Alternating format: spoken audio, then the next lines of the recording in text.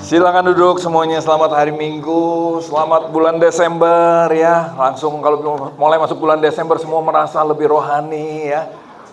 Udara rasanya lebih Kristen dari sebelumnya begitu. Desember seringkali bikin kita punya suasana mood lebih oke, lebih dekat dengan surga ya. Mungkin begitu perasaan, tapi saya harap kita nggak terjebak dalam hal itu. Oh itu tolong boneka saljunya jatuh, manusia saljunya. Oke, jadi saya harap kita bukan Kristen bulanan, yang setuju kata amin? Ya kan? Bulan ini lebih gimana gitu.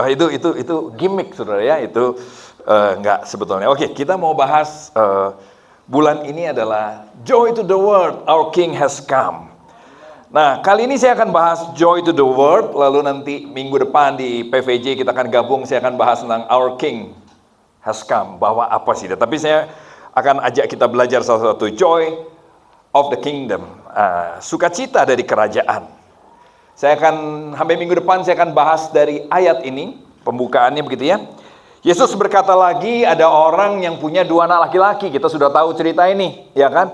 Anak sulung, anak bungsu. Kata yang bungsu kepada ayahnya, "Bapa, berikanlah padaku bagian harta milik kita yang jadi hakku."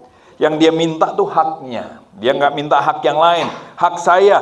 Lalu ayahnya membagi bagian harta kekayaan itu di antara mereka. Beberapa hari kemudian anak bungsu itu menjual seluruh bagiannya, lalu pergi ke negeri yang jauh. Di sana dia memboroskan harta miliknya itu dengan hidup berfoya-foya. Setelah dihabiskannya semua, timbullah bencana kelaparan, krisis ekonomi datang, ya kan? Krisis itu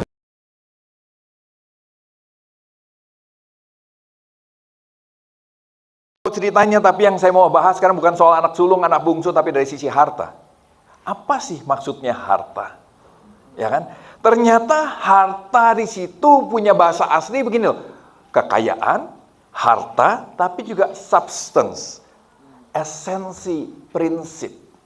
Jadi waktu bapaknya bagi harta, itu maksudnya dia bukan cuma bagi kekayaannya, tapi dia bagi prinsip hidup.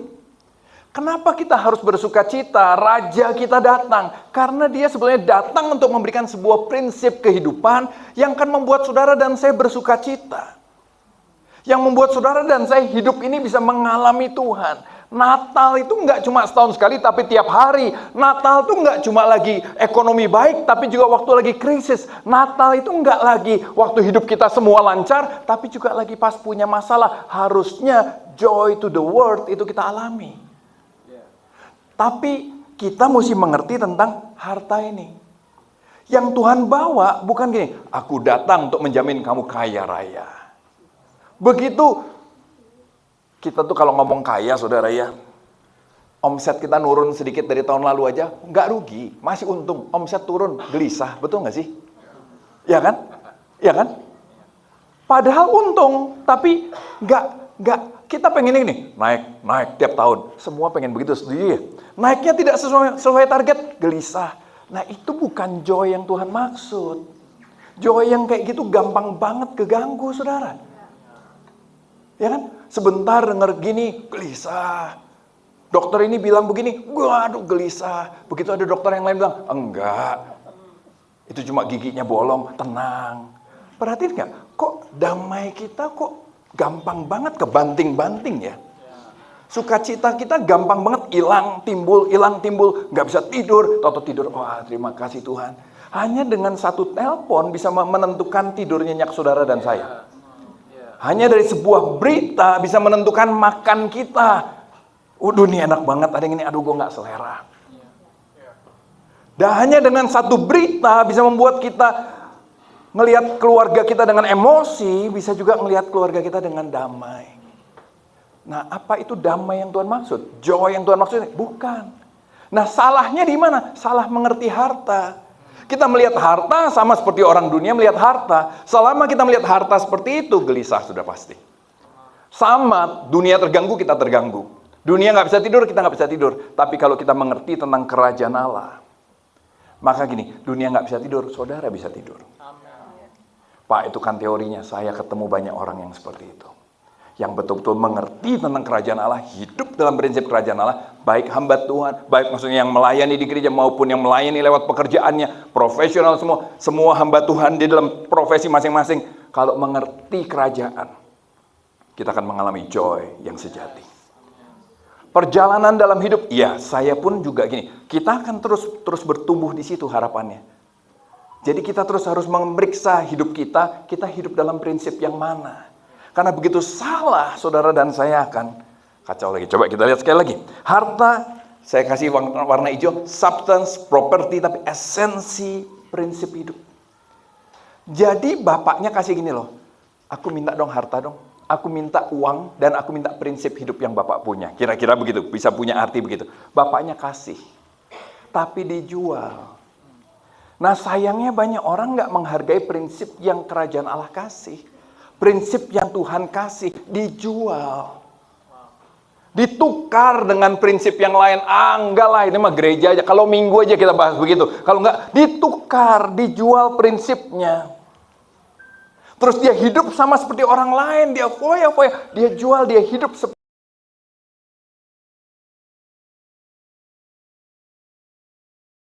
masalah, kita mulai gelisah. Waktu timbul masalah, kita pun hancur hidupnya. Keluarga kita hancur hidupnya.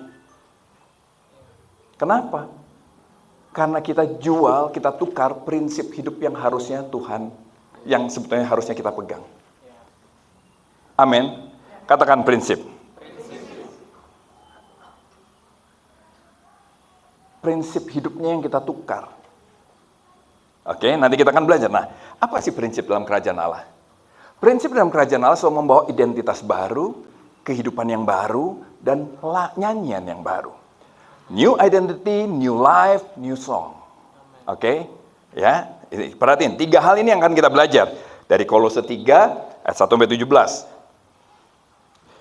Panjang, tapi kita baca. Saya akan baca nanti yang bagian 2 sama-sama. Yang ini saya bacain dulu. Karena itu kalau kamu dibangkitkan bersama dengan Kristus, carilah perkara yang di atas, di mana Kristus ada, duduk di sebelah kanan Allah. Pikirkan perkara yang di atas, bukan yang di bumi. Sebab kamu telah mati, hidupmu tersembunyi bersama dengan Kristus di dalam Allah. Dan apabila Kristus yang adalah hidup kita menyatakan diri kelak, kamu pun akan menyatakan diri bersama dengan Dia dalam kemuliaan. So lihat ini. Bahwa waktu kita terima Yesus, waktu the King has come, joy to the world, the King has come, sebetulnya yang dia bawa apa? Identitas baru. Identitas yang bahkan bilang, kamu sudah dibangkitkan bersama Kristus, karena itu kamu pikirin yang di atas. Jangan pikir yang di bawah terus. Di mana Kristus ada. Kamu sudah mati hidup. Apabila Kristus nanti datang, kamu akan ikut di dalam kemuliaannya nanti. Waktu saudara dan saya merenungkan ini, mengerti, maka begini, bahkan kematian pun gak membuat kita hancur. Ada banyak orang, saya sudah cerita di sini ya, seorang hamba Tuhan nanya sama mamanya kena cancer, saya sudah cerita ya. Sudah ya, jadi jangan pakai cerita itu lagi ya. Tapi, ada yang belum? 2 minggu lalu ya. Ya. Itu selalu mengagumkan buat saya waktu ada orang begitu damai menghadapi kematian, sampai anaknya aja nanya sama dia, "Mama nggak apa-apa?" Mamanya bilang nih, "Kamu pendeta macam apa tanya begitu?" Sama seorang, kita anak Tuhan, macam apa kamu tanya? Nggak apa-apa kalau sebentar lagi harus selesai. Macam, kan kita punya joy to the world. Kenapa? Karena pikirkan perkara yang di atas. Identitas baru, katakan identitas baru. Sadar bahwa saya adalah anak Allah. Saya sadar bahwa saya adalah hamba Allah. Yang setuju kata amin? Sadar identitas kita siapa. Nah, kebanyakan orang ke gereja belum tentu sadar dengan identitasnya. Akibatnya hidupnya nggak beda. Saya udah ke gereja bosan Pak. Nggak berubah hidup saya. Ya, karena identitas barunya nggak kita dapat. Yang kita cari, katanya di sana ada kesembuhan, itu luar biasa loh Pak. Kalau tumbang tangan jatuh kita terus sembuh. Tante pernah sembuh dari kanker ya tante ya, ya. Tapi saya dengar cerita maksudnya gini. Setelah itu apakah tidak ada problem? Saya dengar, saya kenal tante sebelum saya menikah, ya kan? Tante bayar beberapa orang, ada yang sini mana Iyo nggak ada ya. Iyo itu dari Ceritanya dari masih suka terkapar di tengah jalan, saudara. Karena tetanggaan. Jadi kalau minum kebanyakan terkapar di tengah jalan, didoain dari jendela, tante ya. Sampai hari ini. Tapi saya tahu gini, sejak sembuh dari kanker sampai hari ini, bukan berarti masalah berhenti. Kadang-kadang kita pikir, coba kita ngalamin mujizat, pasti saya tidak akan begini lagi. Oh enggak, mujizat itu selesai. Hari ini terjadi mujizat, besok hidup biasa lagi. Besok hidup saudara akan hadapi lagi hari demi hari. Tiap hari ada kesusahannya, Alkitab bilang. Tapi jangan takut, kenapa? Kalau kamu carilah dulu kerajaan Allah dan kebenarannya. Kamu nggak perlu khawatir lagi. Nah, waktu kita mengerti kebenaran, prinsip kerajaan Allah, kita harusnya bisa menang terhadap kekhawatiran. Manusia tetap akan diserang kekhawatiran, setuju? Tapi kita bisa menghadapinya. Kenapa? Prinsip itu ada. Harta yang sesungguhnya ada di hati kita. Amin. Makanya saya dulu, tapi sekarang nggak usah ya. Dulu kan suka iseng, saudara ya. Kasih salam kiri kanan. Dulu kan suka bilang, kasih tahu kamu bisa mati setiap saat. Umur berapapun. Kenapa? Saya cuma pengen ngulik. Kalau kamu masih gelisah, yuk renungkan, yuk joy to the world ini. Kenapa belum dapat? Kenapa belum dapat? Setuju? Apa yang membedakan kita sih? Ini bukan sekedar agama yang punya kegiatan tiap bulan, bukan. Ini bukan kalau ke gereja kita jadi terhindar dari masalah. Enggak gitu. Hidup tetap ada masalah. Pendeta juga punya banyak masalah. Senang ya, kayaknya senang ya. Senang sekali ya, senang ya. Kalau pendeta punya masalah tuh senang gitu ya. Ya, tapi ya. Dan kita pun melatih diri, kami pun melatih diri untuk ini, merenungkan kenapa firman Tuhan nak merubah kami ya? Kenapa masih gelisah ya? Kenapa masih khawatir ya? Karena seharusnya bukan itu. Dan saya bersyukur kenal dengan orang-orang yang betul-betul bisa menang dalam hal ini, dan saya belajar, mengenal Tuhan tuh sampai sejauh itu. Oke? Identitas baru, katakan identitas baru. Yang tidak terganggu oleh apapun, harusnya itu kita punya. Nah, yang kedua, new life. Tadi new identity, sekarang new life. Ayat berikutnya. Karena itu matikan setelah punya identitas baru, karena itu matikan dalam dirimu segala sesuatu yang duniawi. Udah jangan pakai cara hidup yang lama. Amin. Kan lu sekarang, kita sekarang bapak ibu om tante, maaf kok lu sih ya. Om tante sekarang kan udah jangan hidup cara duniawi. Adik-adik juga jangan cara hidup pakai cara duniawi. Kita manusia baru, new life. Katakan new life. Apa sih yang harus ditanggalkan? Apa yang harus dimatikan? Yuk baca sama-sama. Yaitu percabulan, kenajisan, hawa nafsu, nafsu jahat, juga keserakahan yang sama dengan penyembahan berhala. Sampai situ dulu. Coba renungin. Masih nggak kita hidupnya di situ-situ juga? Jadi gini, kalau ada hawa nafsu menggoda kita, ya, yang keluar gini, bukannya kita berdoa, Tuhan gimana menghadapi yang keluar gini? Tuhan juga ngerti lah. Namanya juga manusia lah. Halo? Oh, semua mengalami digoda sama hawa nafsu. Semua, setuju? Tapi kalau kita new life, manusia baru, kita akan menghadapi dengan cara pandangnya. Gua ini anak Tuhan. Saya anak Tuhan. Saya bisa jatuh, tetap bisa jatuh. Tapi begini loh, tapi anak Tuhan akan tahu gini loh, saya pengen menyenangkan Bapa. Hidupnya udah beda, enggak cuma buat diri sendiri, tapi juga untuk Tuhan yang sudah menebus kita. Amin. Ada tujuan hidup yang berbeda. New identity membawa tujuan hidup yang berbeda, membawa new life. Ya. Ayat 8. Tetapi sekarang, buanglah, baca sama-sama ya ayat 8 yuk, 2, 3. Tetapi sekarang, buanglah semuanya ini, yaitu marah, geram, kejahatan, fitnah, kata-kata kotor yang keluar dari mulutmu. Sampai situ dulu. Nah, coba renungin. Masih enggak kata-kata kita dipenuhi marah, geram? Halo? Gereja ini kadang-kadang masih penuh kayak begitu-begitu saudara ya. Halo, saya baru baca satu buku yang ini bikin saya kaget. Sudah tahu, jumlah orang Kristen yang mati gara-gara beda baptisan, itu jauh lebih banyak daripada jumlah orang Kristen yang mati waktu terjadi perpisahan dengan Katolik. Karena waktu pisah dengan Katolik itu, waktu itu ya, sekarang kan sudah berdamai lagi, betul saudara ya. Tapi waktu dulu itu kan jadi perang, jadi banyak yang dibunuh, saling membunuh, dua belah pihak. Tapi yang lebih banyak mati dibunuh, itu waktu beda baptisan. Menyedihkan gak sih? Percik aja, nggak bisa, selam, percik, bunuh. Dibunuh benar-benar. Salah satu yang dibunuh, ditenggelamkan di depan gereja reformator. Orang yang membawa pergerakan reformasi, paling cuma berapa puluh meter di situ, di pinggir danaunya atau apanya, lagi salju, lagi dingin, ditenggelaminlah seorang pelopor yang membawa baptisan selam. Sekalian aja kamu mati. Kamu mau selamain aja sekalian selama-lamanya. Dibunuh, saudara. Dan yang mati jauh lebih banyak. Buat saya gini, menyedihkan sekali.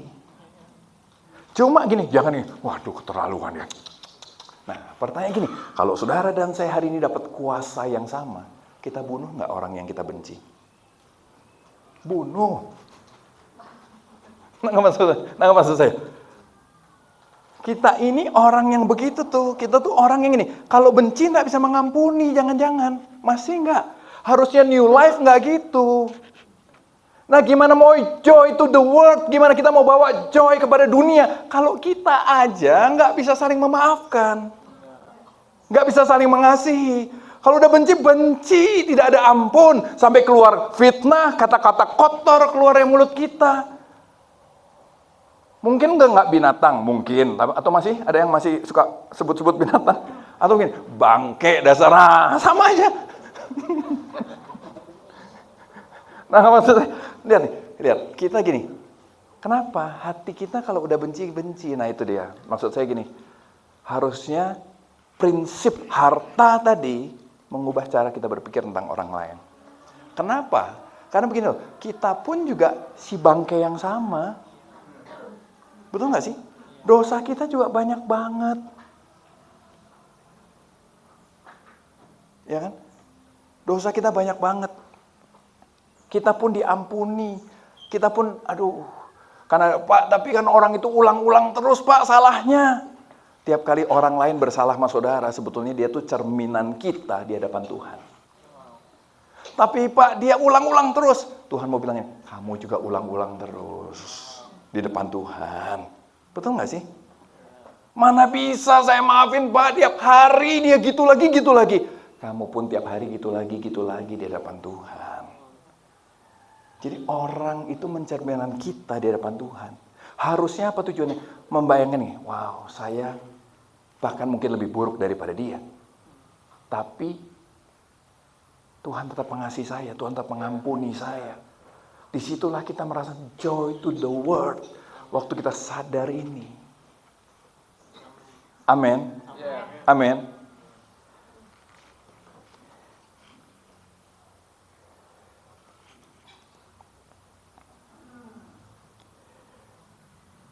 Kita masuk ke ini ayat berikutnya saya baca. Dan telah mengenakan manusia baru yang terus-menerus diperbarui oleh pengetahuan yang benar menurut gambar kaliknya. Dalam hal ini tidak lagi ada orang Yunani dan Yahudi, nggak ada lagi yang bersunat atau tidak bersunat, barbar atau orang skit, budak atau orang merdeka, nggak rasis, nggak mengelas-ngelaskan orang. Tapi Kristus adalah semua dalam segala sesuatu, karena sebagai orang pilihan yang dikuduskan, kenakanlah belas kasihan, kemurahan, kerendahan hati, kelemah lembutan, dan kesabaran. Sudah baca ayat-ayat ini untuk merenungkan tentang new life. Amin. Ayat 13 coba kita lihat sama-sama. Kita baca. Ya, 2, 3. Sabarlah kamu seorang terhadap yang lain, dan ampunilah seorang akan yang lain. Apabila seorang menaruh dendam terhadap yang lain, sama seperti Tuhan telah mengampuni kamu, kamu perbuat jugalah demikian. Setuju? Sekali lagi, tiap kali kita benci orang, benci kelompok tertentu, benci suku tertentu, dia tuh cermin kita di hadapan Tuhan. Ya kan? Anggap orang ini udah nipu kita dalam keuangan, bikin susah keuangan. Cuma satu bidang keuangan. kita menyakiti Tuhan dalam seluruh bidang kehidupan kita. Setuju nggak sih? Betul nggak sih? Kita menyakiti Tuhan dalam seluruh bidang hidup kita. Dalam banyak hal. Ya. Oke, terakhir. Hendaklah perkataan Kristus diam dalam segala kekayaannya di antara kamu. Nah, ini new song, nyanyian baru. Katakan new song. Sehingga kamu dengan segala hikmat mengajar dan menegur seorang akan yang lain, dan sambil menyanyikan mazmur, puji-pujian, nyanyian rohani, kamu mengucap syukur pada Allah dalam hatimu, dan segala sesuatu yang kamu lakukan dengan perkataan atau perbuatan, lakukan semuanya itu dalam nama Tuhan Yesus sambil mengucap syukur oleh Dia kepada Allah Bapa kita. Nah, nyanyiannya apa sih? Mengucap syukur pada Allah dalam hatimu. Saudara, perhatiin nggak? Tiap kali ada orang punya masalah berat, terus kita ngobrol sama dia, ternyata dia bisa mengucap syukur di dalam menghadapi masalah, kita diberkati. Nah, kok bisa ya dia gitu ya? Kok bisa dia tetap bersyukur dalam kondisi itu? Betul nggak, saudara? Nah, itu nyanyian baru. Nah, yuk belajar praktek itu. Bahwa apapun yang saya hadapi, bisa nggak saya tetap mengucap syukur sama Tuhan? Kenapa bisa mengucap syukur? Karena tadi kita tahu, di dalam Tuhan kita dapat janji yang baru. Apa sih yang enggak? Ya toh? Bahkan waktu mau menghadapi kematian pun kita bisa bersyukur. Kenapa? Joy to the world. Kenapa? Oh, saya punya pengharapan. Nah, itulah kalau kita punya gaya hidup kayak gitu, banyak orang akan belajar pengen kenal Tuhan Yesus. Kenapa? Kok bisa ya? Kok bisa ya? Ya kan? Kok bisa ya? Pasangannya kayak gini, kok dia tetap bisa bersyukur sama Tuhan? Kok bisa ya? Kondisinya nggak sebaik saya, kok dia bisa tetap bersyukur sama Tuhan? Kok bisa ya? Dia sudah menghadapi segala sesuatu, dia tetap bisa bersyukur sama Tuhan. Amin. Saya akan tutup dengan begini tadi. Pastor Surya nanya, tapi kenyataannya kita masih nggak sih tergantung sama uang dan semuanya? Itulah pergumulan kita. Pergumulan kita sampai akhirnya one day uang kita betul-betul nggak bisa bicara apa-apa lagi. Nah, apa maksudnya? Setiap kita akan punya masanya. Setuju ya? Di mana uang sebesar apapun juga sudah tidak bisa apa-apa lagi. Di situ tinggal apa? Tinggal saya dan Tuhan.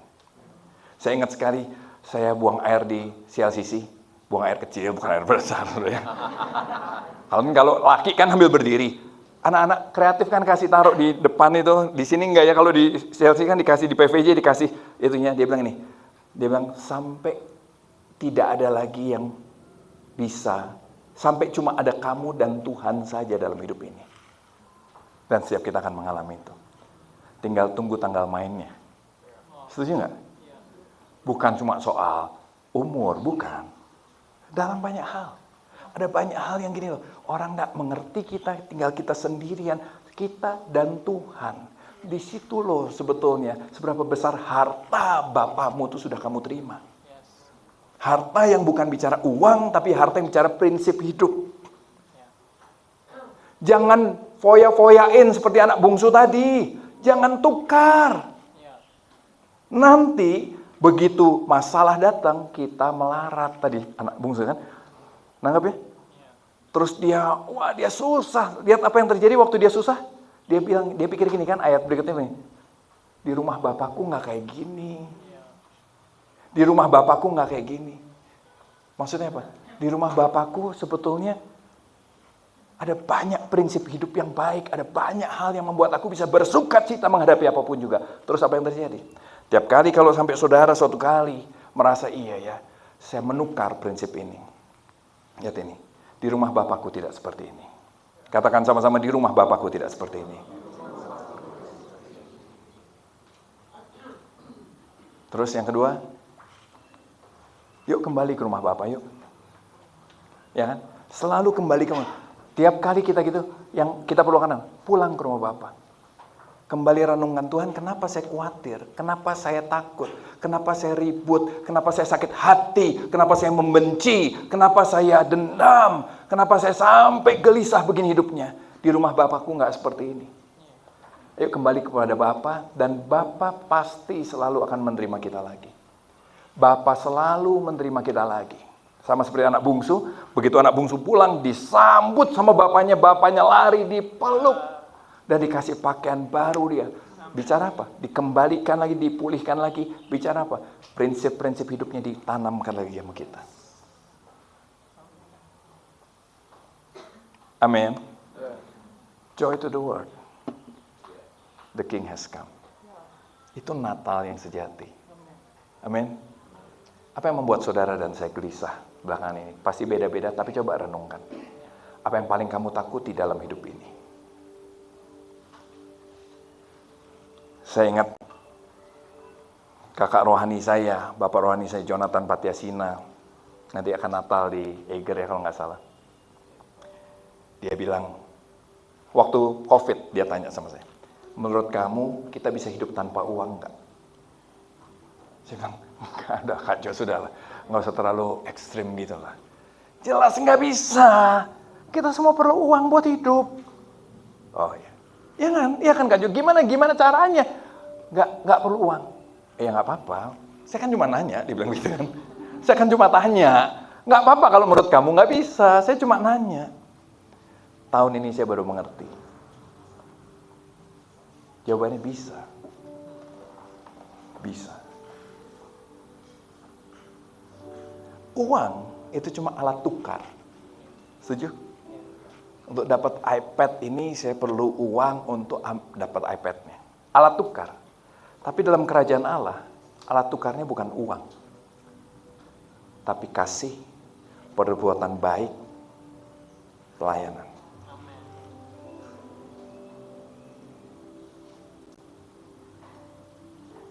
Jonathan Patiasina punya istri, itu Ina Tangke Salu. Itu anak raja, benar-benar raja, saudara. Kalau di Jogja itu Sultan apa? Ya itu saudara lebih tahu ya. Ini raja bukan Makassar, Ternate Toraja, raja, punya banyak sekali.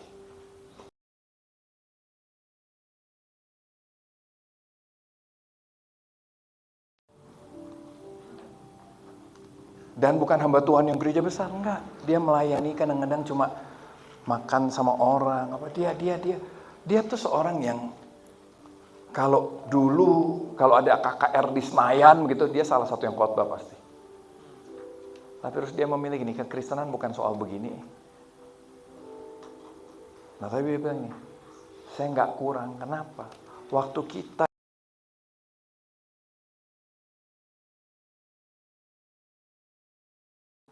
setuju? Waktu saudara suka memperhatikan orang lain, orang kan perhatikan saudara. Memang belum tentu saudara bisa punya mobil 10. Tapi saudara tidak akan kekurangan tuh ya. Amin. Anakmu tidak akan meminta-minta tuh iya. Raditya Oloan. Tahu Raditya Oloan? Yang baru meninggal kemarin waktu COVID. Hamba Tuhan muda, yang anak hancur banget, ya, the broken, anak hancur sih, memang dia hancur sekali. Meninggal kemarin kan, anaknya 4 kan, anaknya 4, satu cukup kondisinya kebutuhan khusus yang cukup parah, anaknya 4, begitu meninggal, saya waktu itu bilang sama Joanna, istrinya, Jo, kamu nggak usah khawatir ya, anak kamu, saya sama teman-teman waktu itu termasuk saudara pasti ya, kita akan perhatiin 4 anak ini. Sekolah sampai akhir S1. Kalau yang satu ya pasti diperhatikan sesuai kebutuhan khususnya. Gitu ya, Jo. Oke. Tapi Jo, saya bilang ini, kalau besok-besok, kalau nanti ada yang nawarin kamu juga bantuan, jangan ditolak. Supaya nanti dana ini kita bisa pikirin buat yang lain. Oh gitu ya Kak Andi? Nggak usah nunggu lama, besoknya gereja-gereja telepon dia. Gereja mereka itu gini, Raditya Oloan itu melayani full time di gerejanya. Anak-anak yang berantakan, dia kadang-kadang masuk ke klub, dia pikul tuh jemaatnya untuk keluar dari klub, saudara. Dia pikul, gitu. Dia nggak dapat sepeser pun dari gerejanya, karena gerejanya nggak sanggup. Justru dia kalau ada uang lebih, dia yang dukung untuk gerejanya.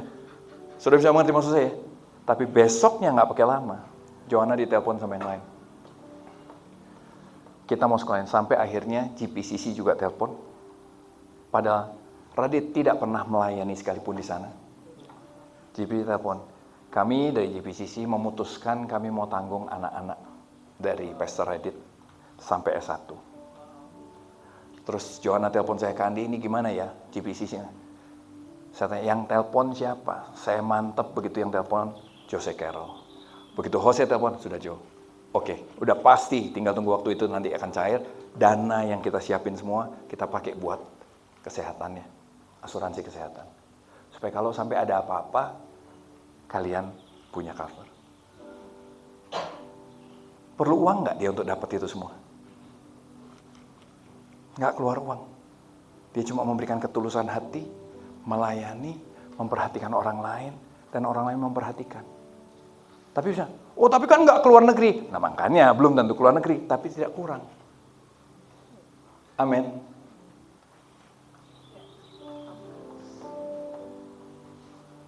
Apa mimpi Radit sebelum meninggal? Dia tuh bilang ini, saya tuh berharap punya rumah, Kandi, buat keluarga. Setelah dia meninggal, ada orang bukan Kristen. Lihat ceritanya semua, terus dia udah nggak mungkin hampir nggak pernah ketemu, terus diajak ketemu semua. Oh ternyata masih nyambung begini. Terus dia bilang, saya ada rumah, tukar yuk sama apartemen. Papanya punya apartemen, tukar yuk. Rumah ini buat kamu, buat kalian. Apartemennya dijual aja.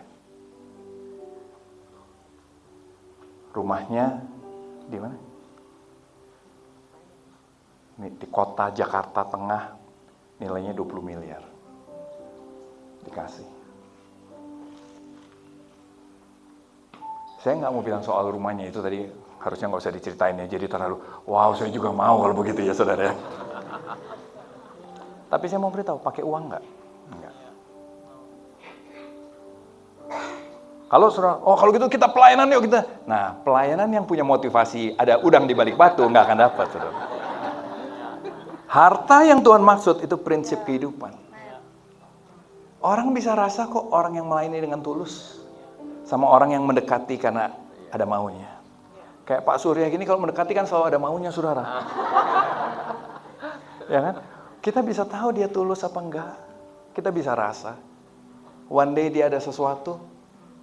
Bisa jadi dia enggak punya banyak uang. Kita akan perhatiin dia. Setuju enggak? Tapi kalau saudara tidak mau hidup dalam harta itu, suruh tukar prinsip yang Tuhan kasih, suruh tukar harta prinsip hidup yang Tuhan kasih, dan gua nggak mau anaknya hidup mah pikirin masing-masing, weh lah aing mah, ya kan? Hidup mah kieu weh cok aing mahnya, sudah. Kita tukar harta kita seperti anak bungsu tadi, yang akhirnya waktu terjadi kesukaran, berantakan kita. Joy to the world. Joy to the world. Sukacita yang sejati. Amin. Yang lagi main di depan juga main bass tuh ya. Lagi punya masalah berat sebetulnya ya. Pasangannya lagi bergumul berat soal kesehatan. Tapi dari tadi saya perhatiin dia worship, dia menikmati Tuhan. Kamu bisa tidur kah? Nggak bisa. God bless ya. Setiap kita punya problem, setiap kita punya masalah. Amin. Ya. Tapi saya percaya joy to the world. Natal itu betul-betul Tuhan datang untuk memberikan kehidupan buat saudara dan saya. Kita belajar sembah Tuhan yuk.